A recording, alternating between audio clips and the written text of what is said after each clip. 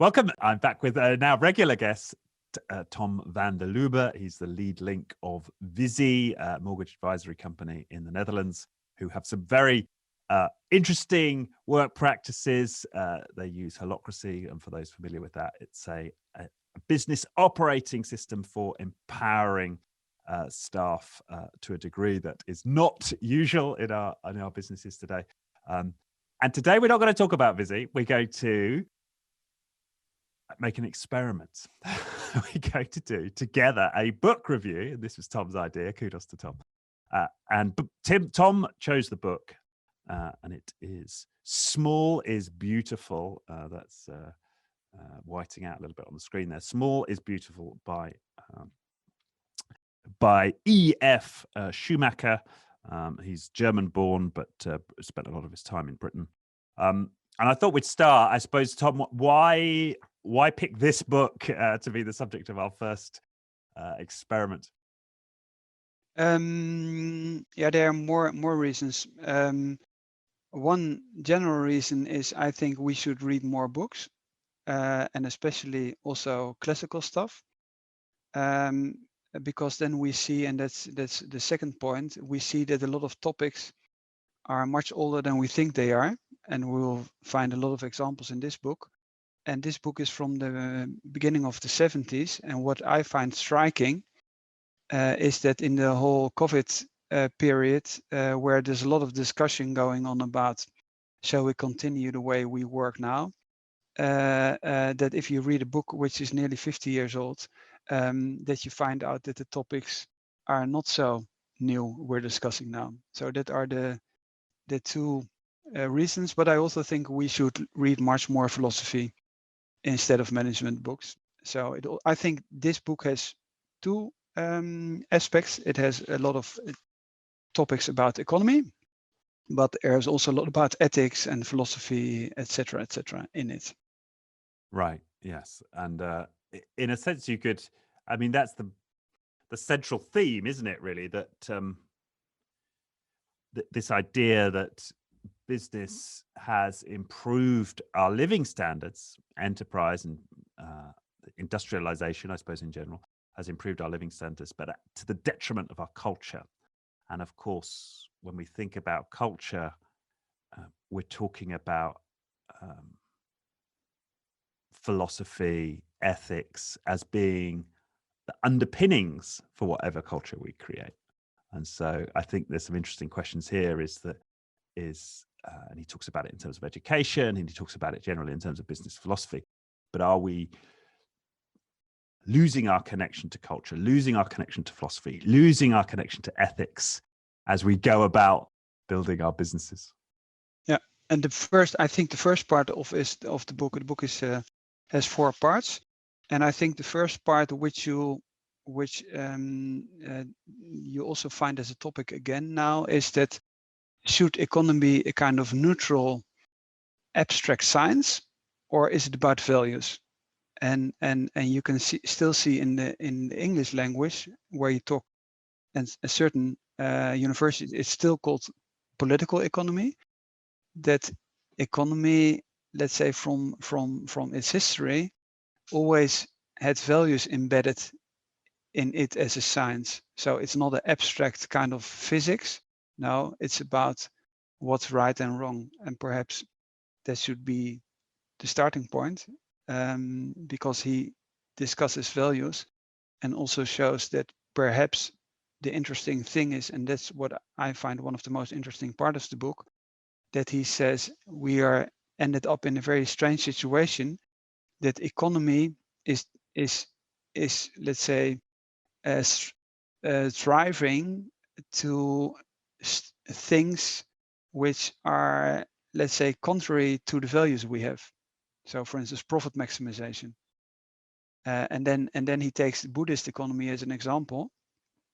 And perhaps we could dive into that just to show that on the one hand, and that's a discussion which is also actually going on, what is important for a society and what is not important for a society, and how do we value this in a society?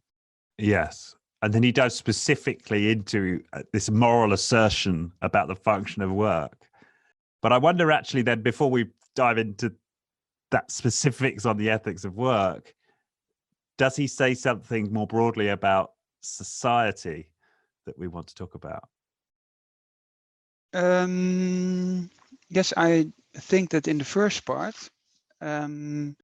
he, for instance, which I find very interesting, for instance, he's quoting Gandhi, and he says, okay, the world is big enough to care for all the needs we have, but the world is not big enough to care for our, how do you call this? Greed. That's the word he uses. And I mean, that's a very philosophical, ethical starting point. And the context of the 70s, the book was written in 73, was this Club of Rome report. So you also have this whole idea of are we responsible? Are we acting in a responsible way towards our world, our globe, or our natural resources? And that's the starting point of the book, which the answer, it's a very rhetorical question. The answer is no. We are behaving in a very egoistic, short-term oriented way, and we should care about the generations after us. Yeah. And that links well then to his the statement that he includes. I'm not now sure. Yes, this is from him here. I'll just read the section here. The Buddhist point of view takes the function of work to be at least threefold: to give a man a chance to utilize and develop his faculties, to enable him to overcome his ego-centeredness by joining with other people in a common task, and to bring forth the goods and service needed for a becoming existence. And that really struck me. And for many of us, I think we do enjoy work and an occupation that allows us, or at least allows those three things to be true for us. But for many, that is not the case, is it? And he goes on to organize work in such a manner that it becomes meaningless, boring, stultifying, or nerve-wracking for the worker would be little short of criminal. Yeah, and that's a very ethical point of view, but it's also, if you just go back to the roots of economy, it always has been about values. And the point he also explains, and I don't know if the quote is from Oscar Wilde, but you have this quote: "We know the price of everything, but we don't know the value of anything." So, and the interesting thing is, which he has studied economics, and he says the absurd thing is that the things we value most don't have a price, or are not counted in our discipline of economy. So if people care for children or care for each other, etc., and there's no price tag on it, it's not counted. So it's not economic growth. And let's say pollution is there's value, or even we create a lot of plastics, etc. And there you have exactly the other way around. So, and then he even asked the question if this way of let's say behaving, or let's say the way we act in this economic discipline, is this even counterproductive in becoming a better world? So that this discipline, which from a starting point had a value starting point, has been transformed into the opposite, because let's say there's a price tag on growth, but it can be very destructive. And on the other hand, if there's no price tag on it, it can be, let's say, from a value point of view, very important for society. Right.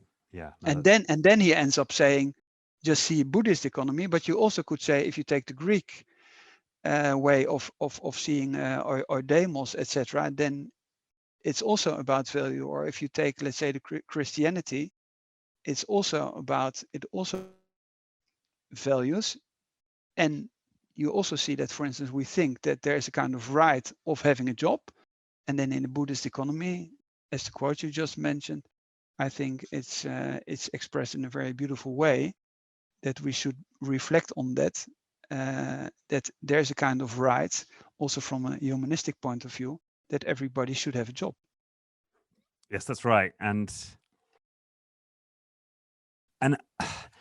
this links to another, well, I suppose another way of framing this idea that one of the things that we tend to do or can do in, I suppose, modern industrial society is to put the human in service of the machine. And we might think that that's a sort of an industrial idea, that when we were serving these great machines in heavy industry, but to some extent we're still doing that, right? But the machines are different. They're informational machines.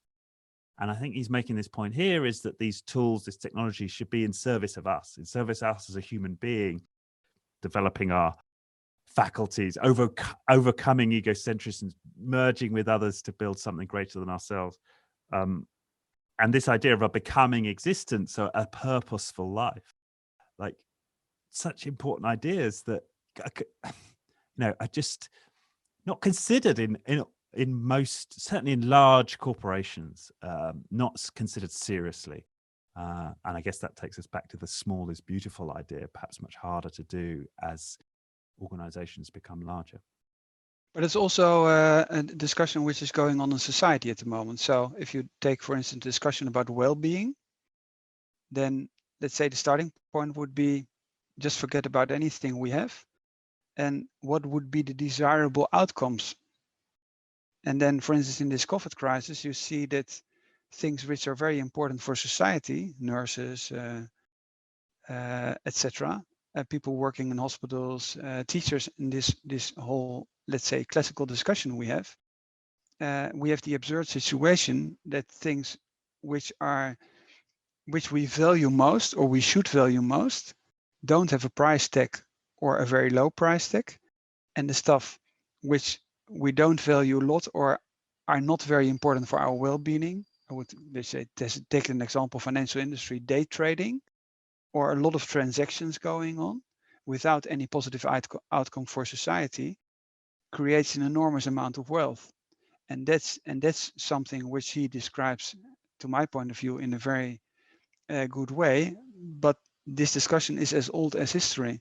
So you can take Buddha, you can take the Greeks, etc. But at the moment you have also on the macroeconomic level in New Zealand, the situation that I just forgot her name.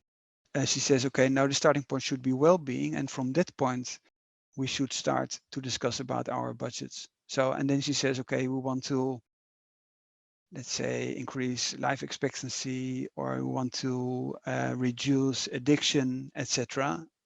So you start from a value-oriented starting point. And the point he makes is, he says, we have a very quantitative approach, another very, this approach is much more focused on qualitative outcomes. Right. Yes. Yes, absolutely we do, don't we? We run our economies to a very large extent at the macro level on quantitative basis. You know, we talk about GDP numbers. We talk about, well, even, you know, we will talk about employment figures. We'll everything, or the conversation is dominated by numbers. I mean, even in the COVID crisis, right? It's all numbers. It's all it's not. It's much less about what do we need to value in our lives in order to be as healthy as we can be, to fight this disease. It's everything is reduced. The conversation is so frequently reduced to numbers. But what I find even more interesting, which is a more, let's say, he's very strong also from a theoretical point of view. So there's a point in the book, in the second part, active side of the balance sheet, so to say, and then he says, in the end, we have turned it around. So the bet has become the goal. For instance, greed. So profit maximization is in the end greed. and it doesn't matter, the whole discussion about multi-stakeholder. And then in the multi-stakeholder debate, it shouldn't be all about maximizing profits, but in our way of economic thinking at the moment, it's about maximizing profits.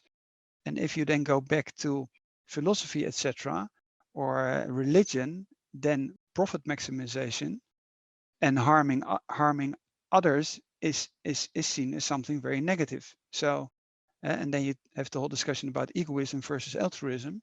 And he says the positive thing is in our economic model is bad. So our old virtues and love and caring for each other and giving away stuff away and treating your clients and suppliers much better and giving them enough space. This is from our economic way of thinking at the moment. It's a bad thing to do. And he says it's a systemic or a systematic problem embedded in this science of economics. And that's what I find from an international point of view very interesting. So he says this whole discipline of economics is even a barrier to solving our problems.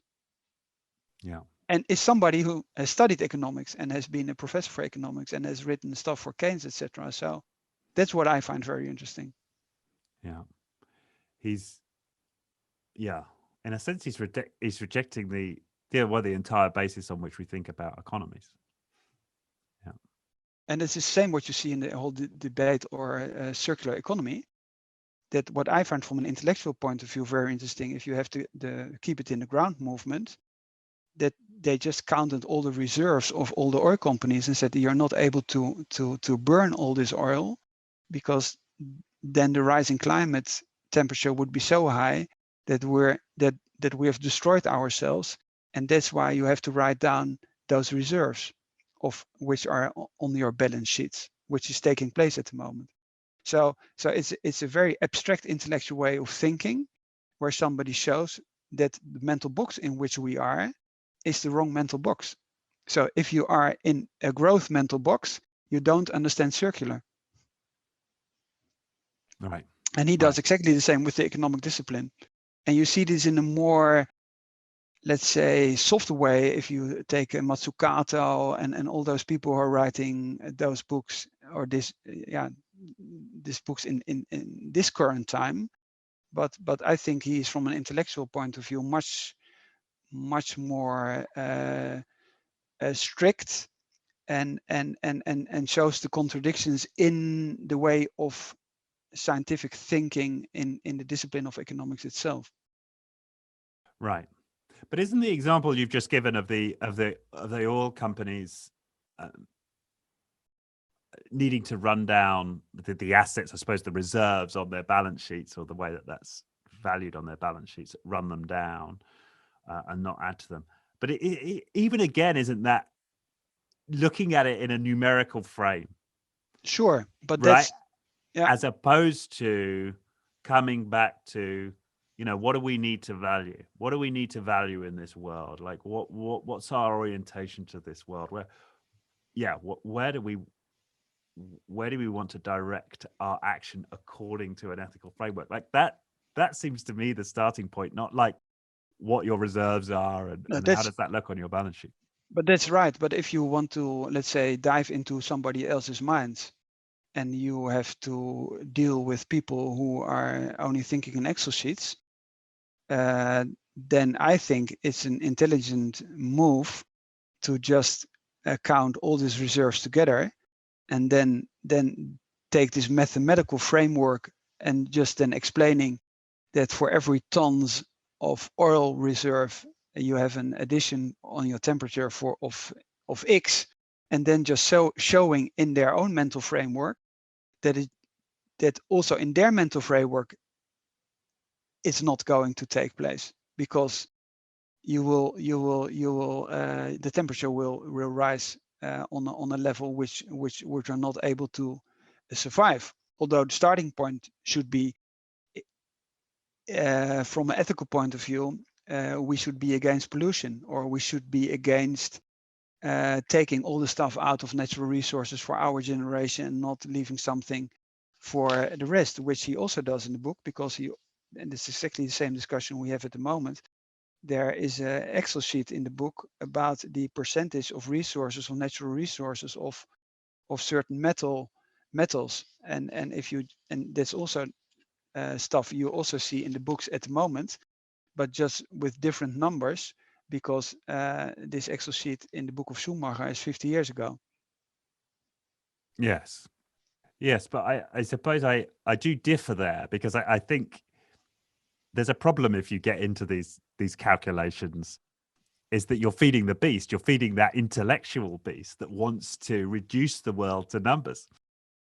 And I think there's something to be said for stepping away from that.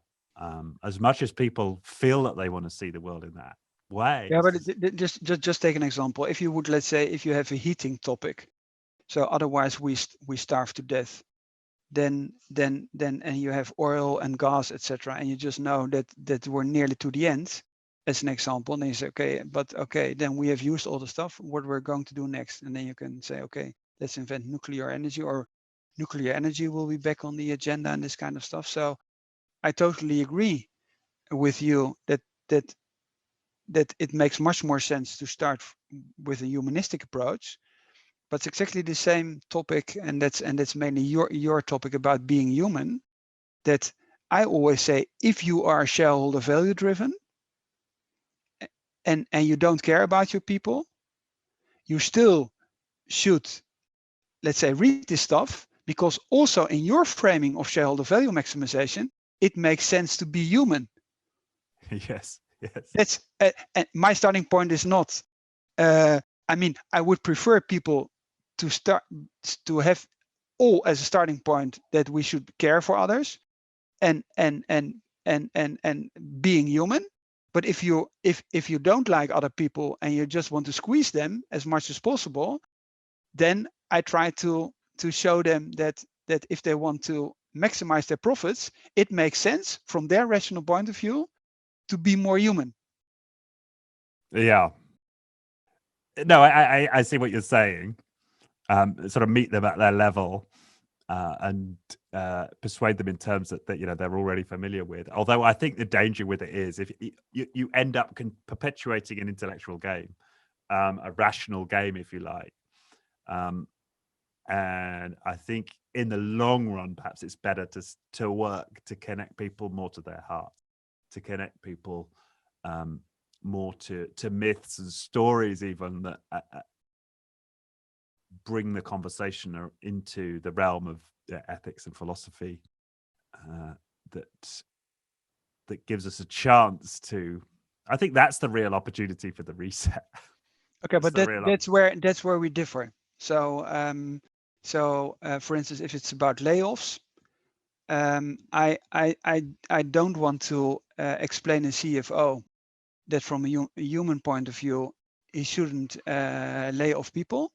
No, then I prefer to dive into his mental box, or mainly these are men, and not trying to say, okay, when you were the one who was laid off, what would you feel? No, then I would say, okay, if you want to maximize or stabilize your company, and then see this research, companies who try to avoid layoffs as long as possible were more successful than companies who laid off their people.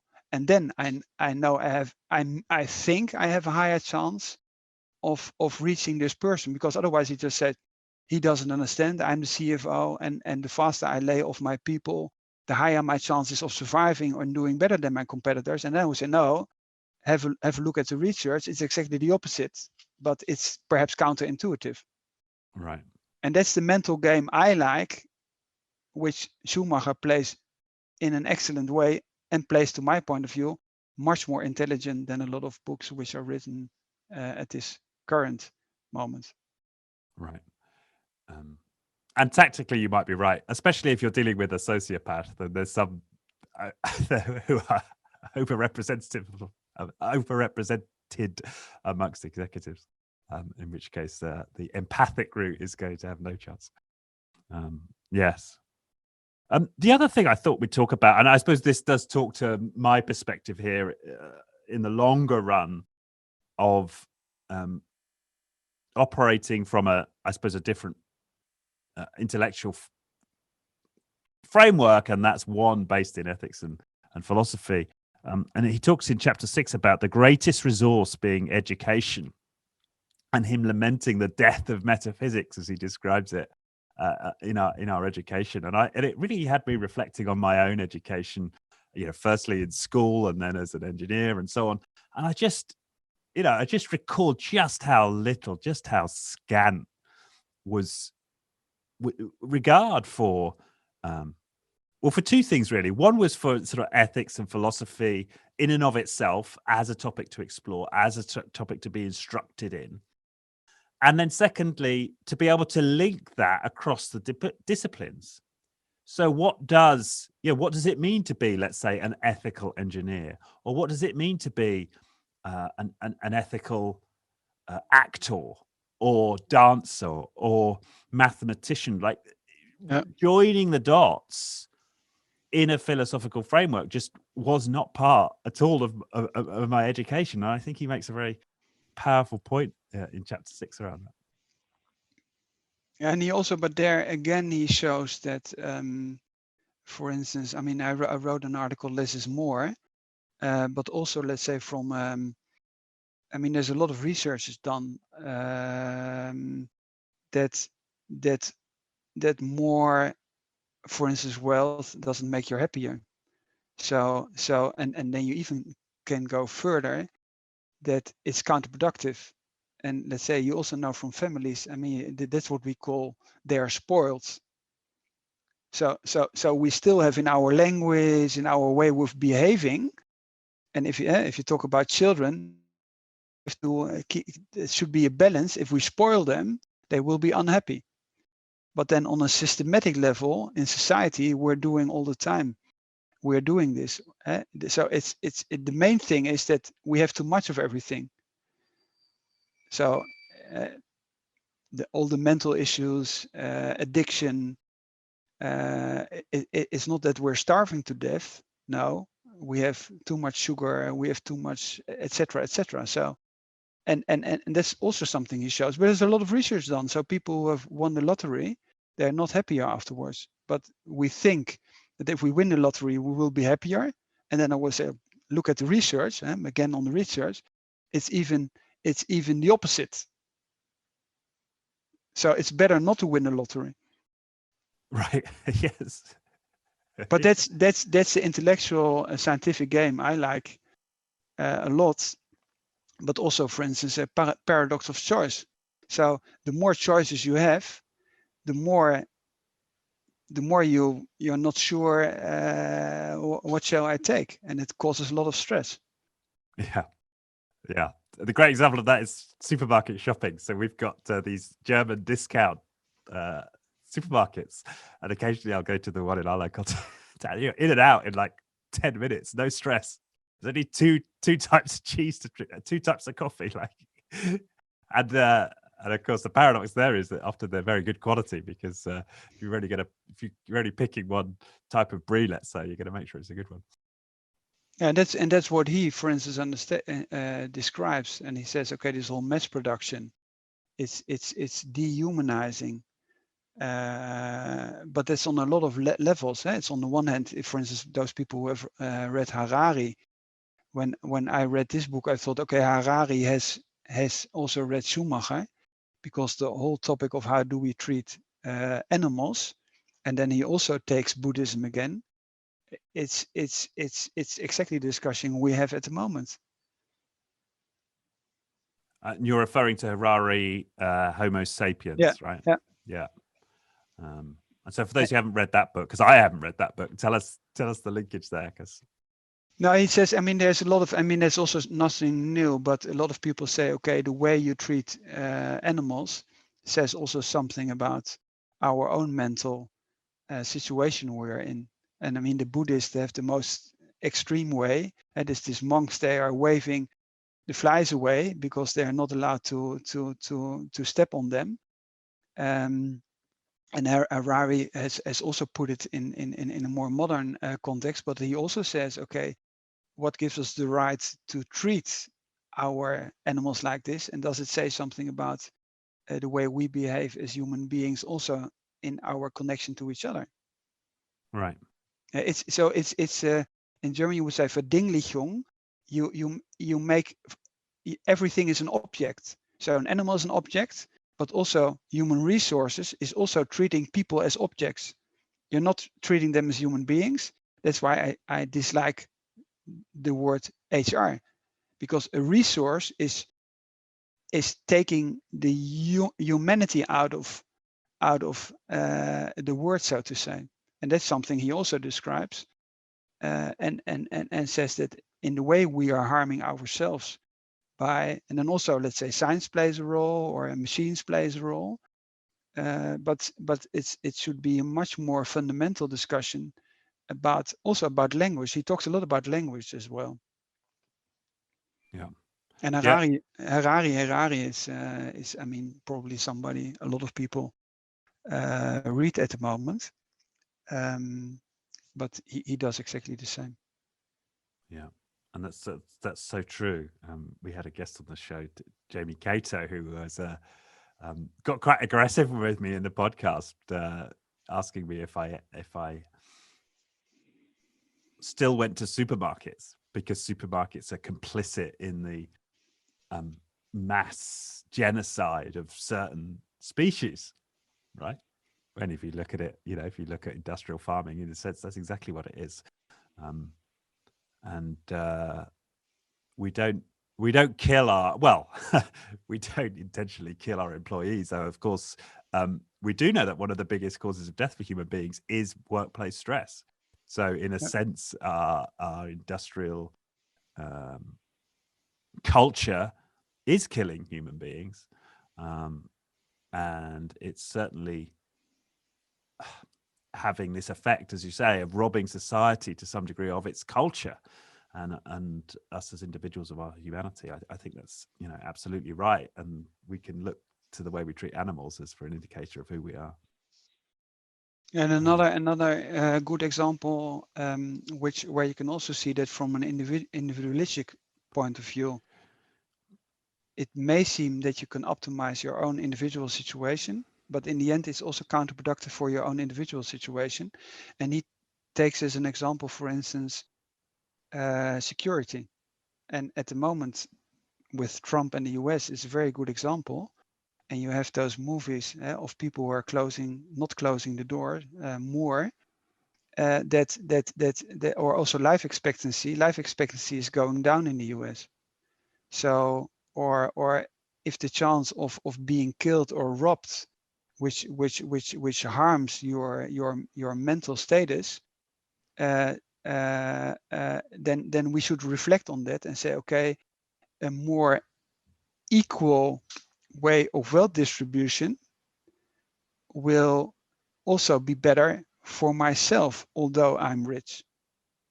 Right. And that's something. So if, let's say, if people are enormously rich, but they have to put a fence around their houses, and the chance that their children are kidnapped, or there are a lot of, let's say, people behind bars, or there are a lot of people driving with alcohol because of misery, etc., then the chance is much higher that your life expectancy goes down, and that's exactly what's happening. So also for your own individual situation, it makes sense to let's say more focused on a general let's say well-being of other people. And then I'm not talking about that, for instance, giving away gives you as a person a very positive feedback.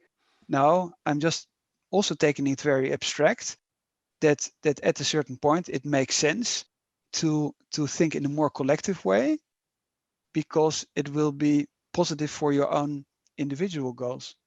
Right.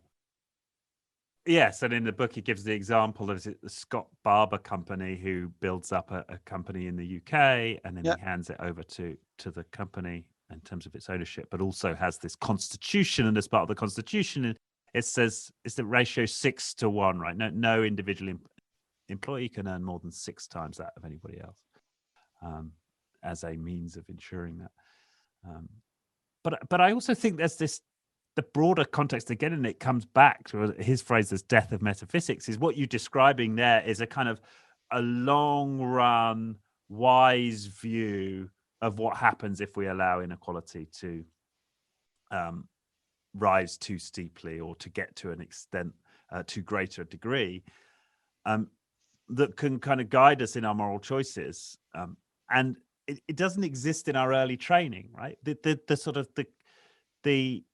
that wisdom isn't passed on. We're not encouraged to ask ourselves those questions, to think in those times, in those terms, should I say? I think that's, I suppose, why he gives it such prominence is this greatest resource, education. I keep coming back to that. Like, and I just look at my own moral training or lack of it. I can't remember ever having conversations of that nature growing up. But it's the old education. Huh? It's the old education of philosophy and humanities, which, let's say, if you have a strong educational background on that, and you would become, let's say, a billionaire yourself, you know from a scientific point of view that you should be very careful not spoiling your children, because they will end unhappy.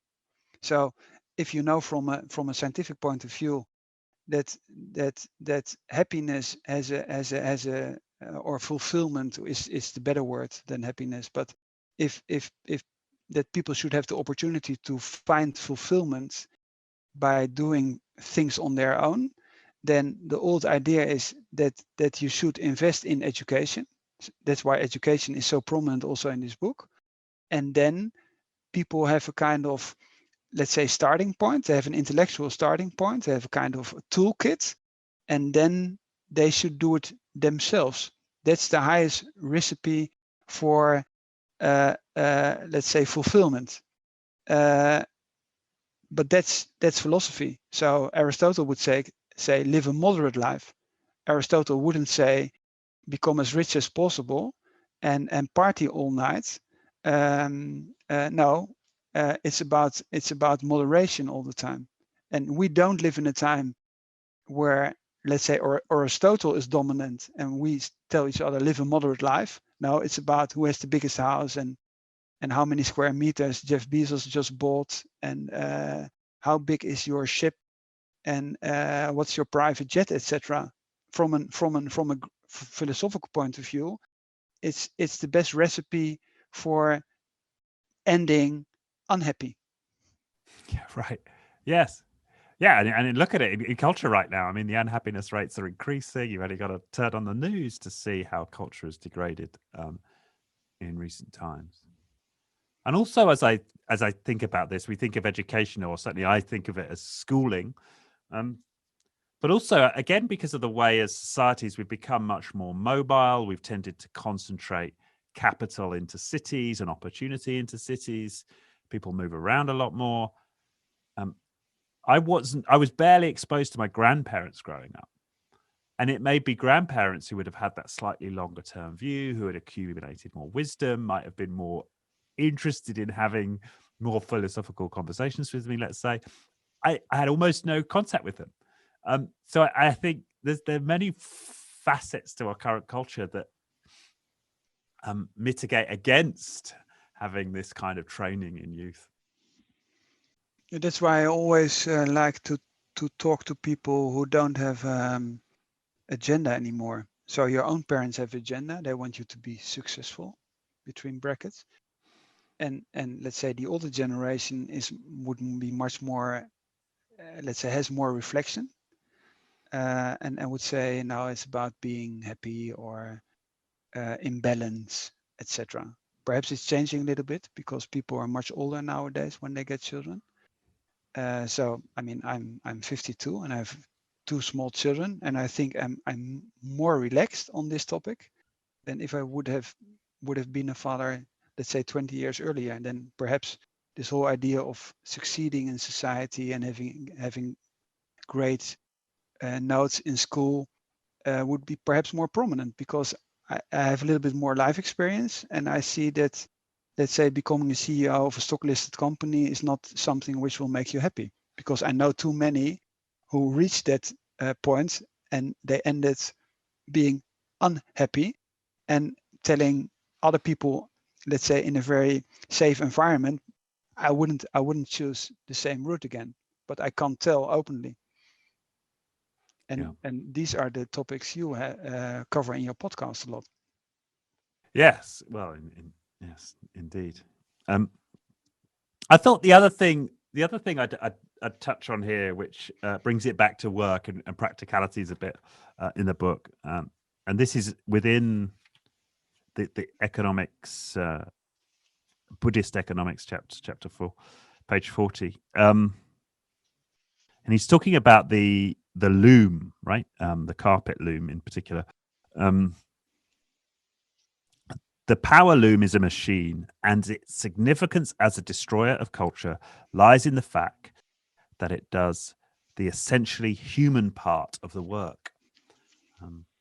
So again, the power loom is a machine, and its significance as a destroyer of culture lies in the fact that it does the essentially human part of the work. And so he's linking this machine right the way out to destroying culture, because the machine does the human part of the work. And I keep coming back to that idea in the book that we have to put our machines at the service of us. We have to have within our work the ability to express our human qualities with the machines at our service. And so many of our environments don't allow us to do that. And thinking back to animals, it's just the same way we treat animals. A big part of the animal welfare movement is about allowing, let's say, a chicken to express its chickenness, right?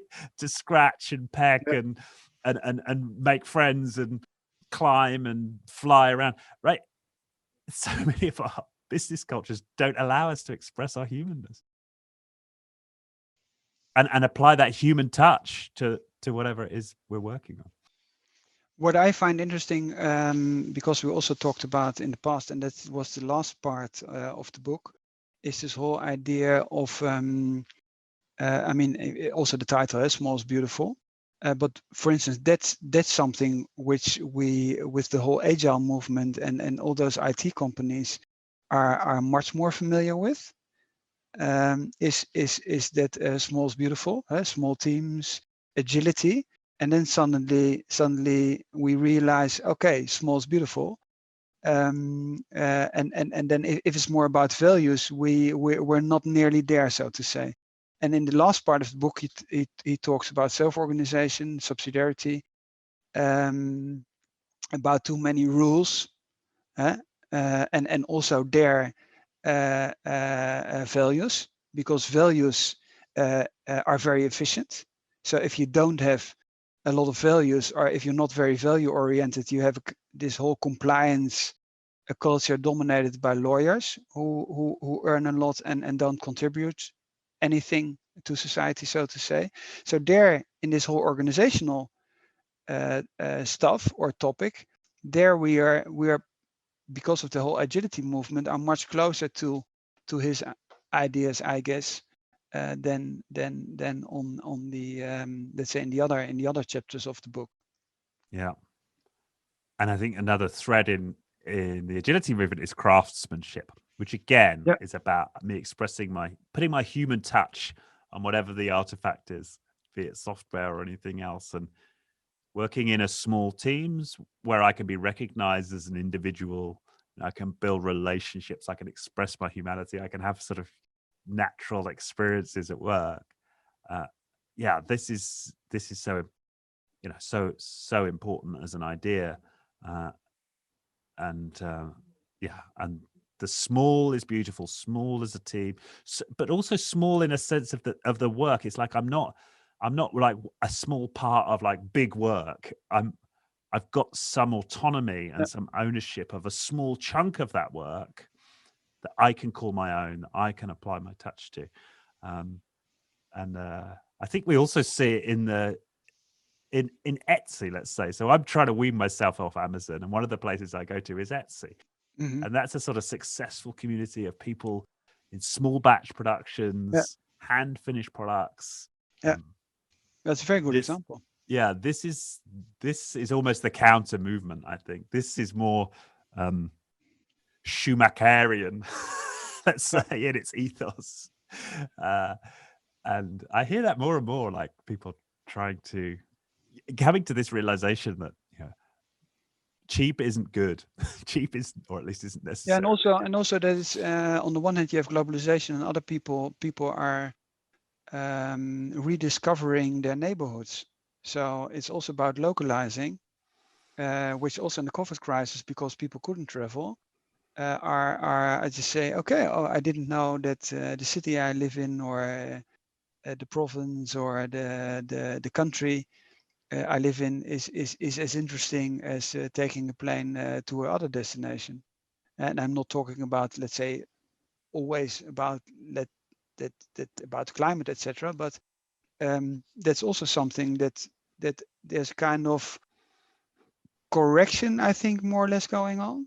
That traveling a lot has sometimes positive sides, but also a lot of negative sides on your family life, etc. So I'm very curious, when the crisis is over, what will stay, and where will we go back to the old normal, or are we able to invent a kind of new normal? And I think that a lot of people who had to commute long distances are really questioning if they want to do this in the future. Yeah, I mean, I'm really hopeful, and of course, there are indicators in both directions, because a lot of the big firms have got a lot bigger. We've lost a huge number of small businesses. So in some ways, this governments have got a lot bigger, right?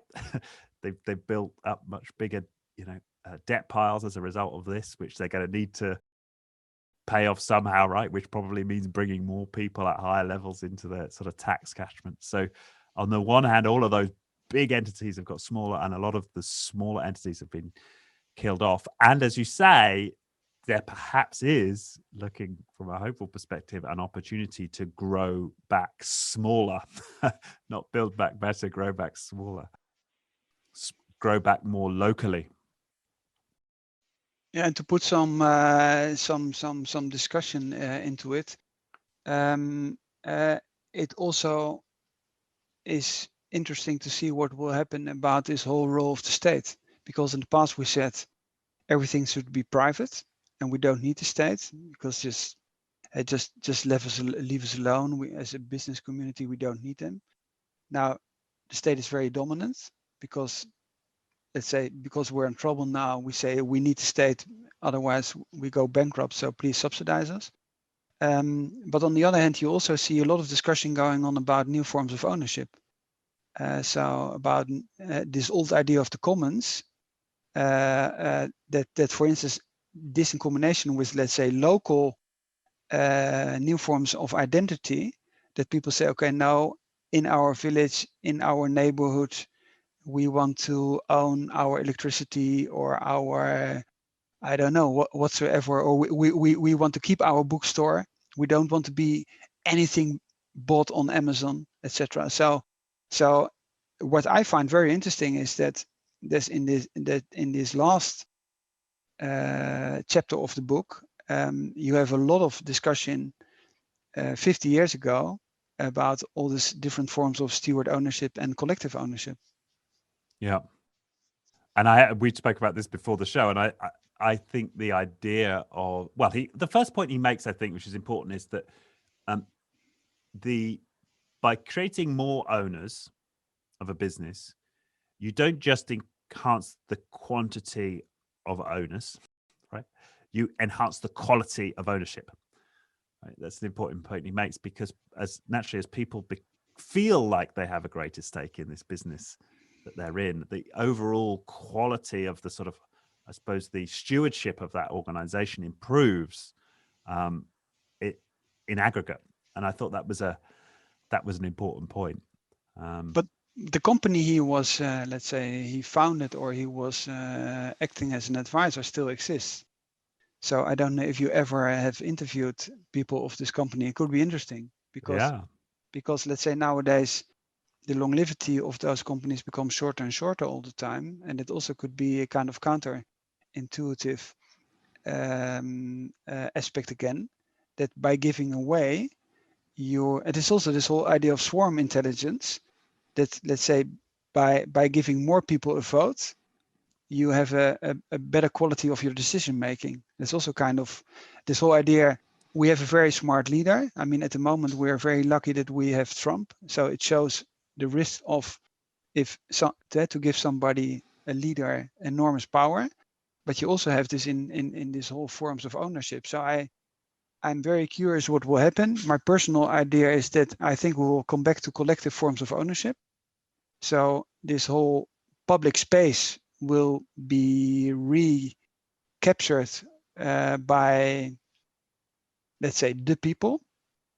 But I don't know what areas will be earlier. So will this be in the beginning, let's say, local forms of energy, or public transport, or saving the bookstore, or I don't know, or because let's say since the 80s it had been the other way around. We privatized everything because we thought that would make sense. So which government will first start to nationalize stuff again? Because we found out that it was counterproductive for all of us. So is it possible that the Labour government in the UK would nationalize certain public goods again? Yeah. Like railway or something like that. And I have to say that in general, the idea of nationalization terrifies me, because that is big. That is big state owning big entities.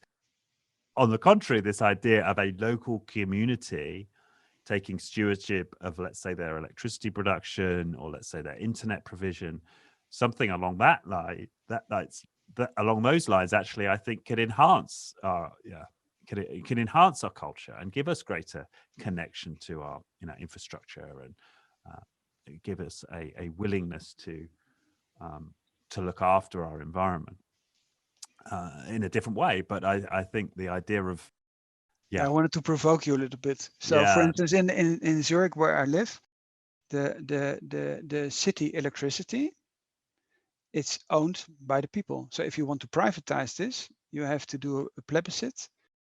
It's called plebiscite, huh? And so you have to public vote. You have to do a public vote, and then people say no, we're against it. Or there was the railway is owned by the people. It's not privatized. The buses and the trams is public ownership. So and then if people say no, we want to skip those lines or those train services because it's much cheaper and we could earn we could have higher profits, then people have to vote on this, and people say no, we're not willing because that's our public infrastructure.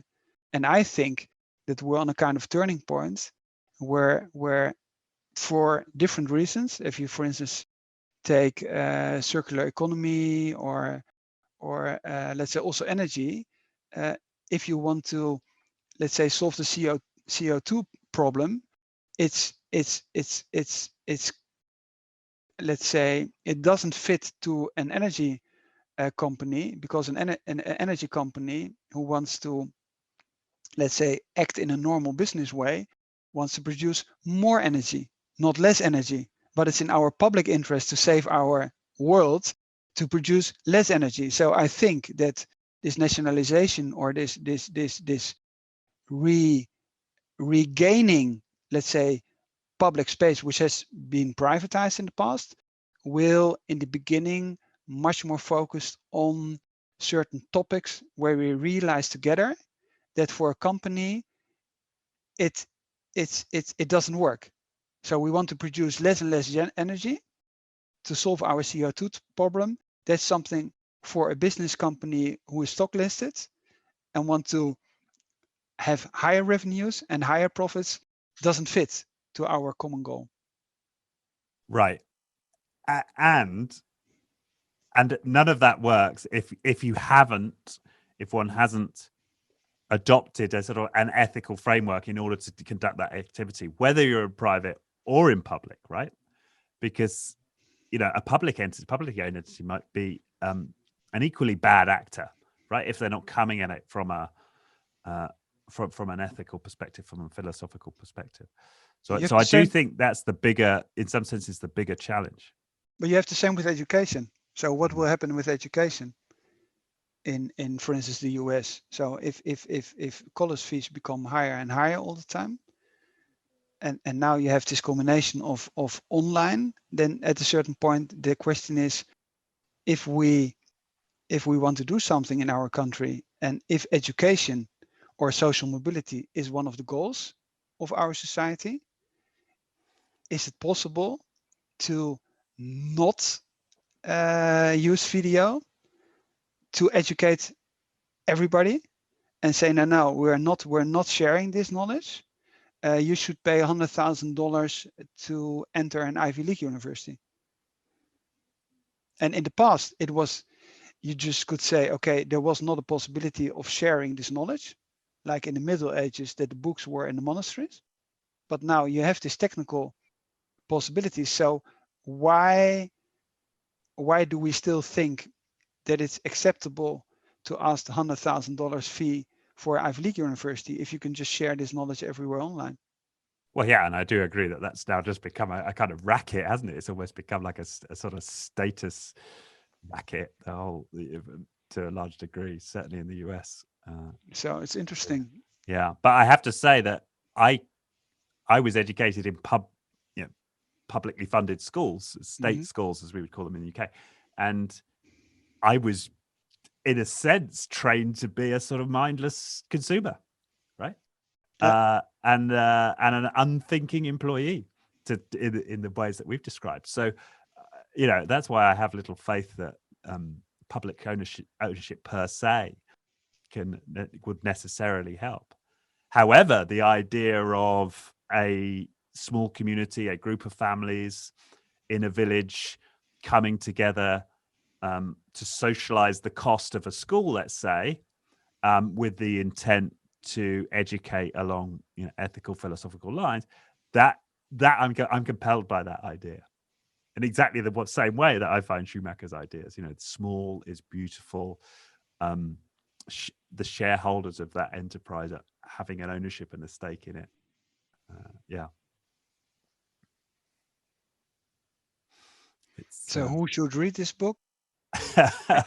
Everybody. I would say everybody. What I find striking and also a little bit disturbing, that let's say the phase we are in now in this whole COVID crisis, which let's say gave us a lot of reflection, not only about the way we work or home office, etc., but also on the bigger problems of society, democracy, ecological stuff, flying around, saving airliners, etc.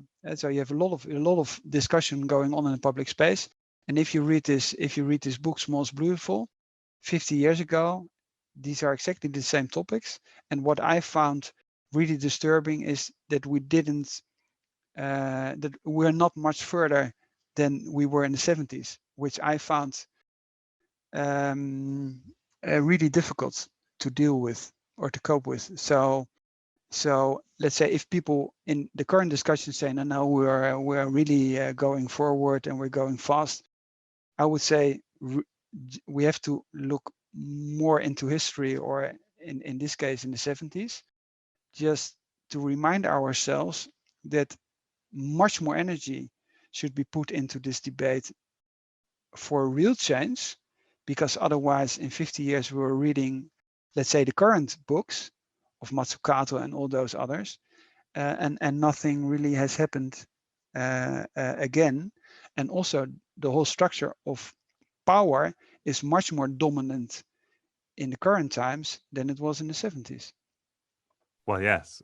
I mean, that came up in an interview I did last week, was that we know the Pareto Principle, right? 80-20, that 20% of firms in any given market will have 80% of the revenue or the market share, or whatever it might be. He made the point that in the internet context, with this new level of communication technology that's never existed for us before, it's more like 95-5. Yeah, So we've correct. actually bent the Pareto principle with our modern technology. So yeah, absolutely. I think it's probably worse than a lot of what Schumacher described. Yeah. So, but for those of us who want to fight the good fight, for those of us who want to take a different direction, certainly I think this would serve as inspiration. And your broader point of reading history, learning from history. In fact, the same guy I just mentioned suggests that you should, every week, you should at least read one book or read part of one book that was written before we had the printing press, pre-Gutenberg. That's interesting. I liked as a Yeah, instructive. perhaps you should also mention that this book is on the, I don't know on what list, but you said it's one of the 100 most influential books. Yeah. Of last century. Yeah, I don't recall exactly which list that but was. But I mean, at the moment when the book was published, it was a bestseller. Yeah. He also spoke in the US, was invited by Carter in the White House, etc. So it was an important book in the 70s.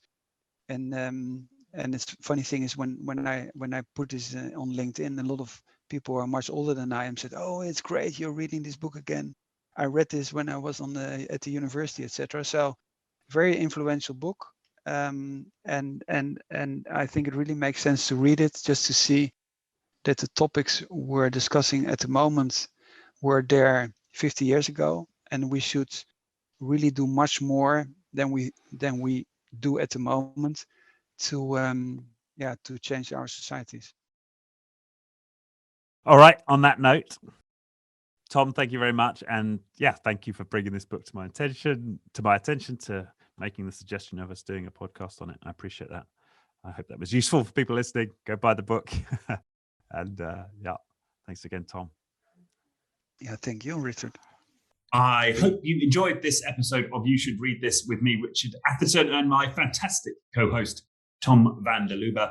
If any of the material in this show resonated with you, if you're thinking, perhaps, how could I take these ideas and apply them in my own leadership or take them forward into my own organization, then I would love to have a conversation with you about that. If that feels like that could be a valuable use of your time, then please do click on the Calendly link in the description for this episode, and that will allow you to book a slot directly into my calendar. And I hope to speak to you soon.